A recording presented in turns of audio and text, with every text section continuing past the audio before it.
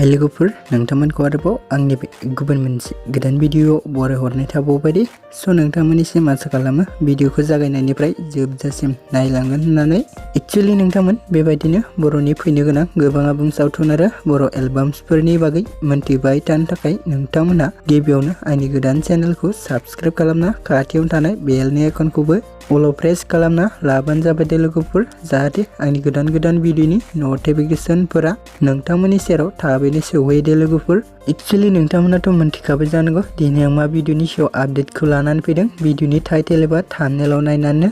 स' लोगोफोर भिडिअफोरा माबा मोनसे गोरोन्थिफोर जालांब्ला नोंथांमोना निमाहा होबानो जाबाय दे लोगोफोर। एक्चुअली लोगोफोर आं दिनै एसबी भिडिअ बेनारनि आन्डाराव फैनाय आरो बिथां सुबर्ण बसुमतारीजों डिरेक्शन होजानाय मोनसे आबुं बर' सावथुननि सायाव सुंद' आपडेटखौ लानानै फैदों दे लोगोफोर।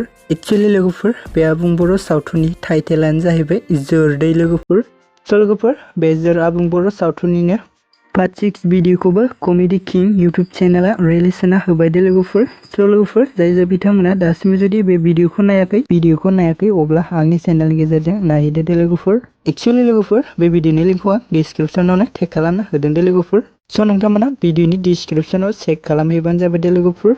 स' लोगोफोर बेबायदिनो जोंहा फैनो गोनां माखासे इप'स्टफोरखौ नायबावनो थाखाय कमेडि किं इउटुब चेनेलाव थांनानै चेनेलखौ सापर्ट खालामना लाहैबानो जाबाय दे लोगोफोर। मानोना नोंथांमोननि सापर्ट आरो मदद मोनोब्लानो बिथांमोना भिडिअ माखासे फैनो गोनांखौबो थाबैनो रिलिज होना होगोन दे लोगोफोर। स' लोगोफोर बिदिब्ला दिनैनि आपडेटआ बेखिनियानोमोन दे लोगोफोर। गुबुन मोनसे भिडिअफोरा जुदि रिलिज जायो अब्ला नोंथांमोननिसिम आं मोनसे गुबुन भिडिअजों दायो आपडेट होना होगोन दे लोगोफोर।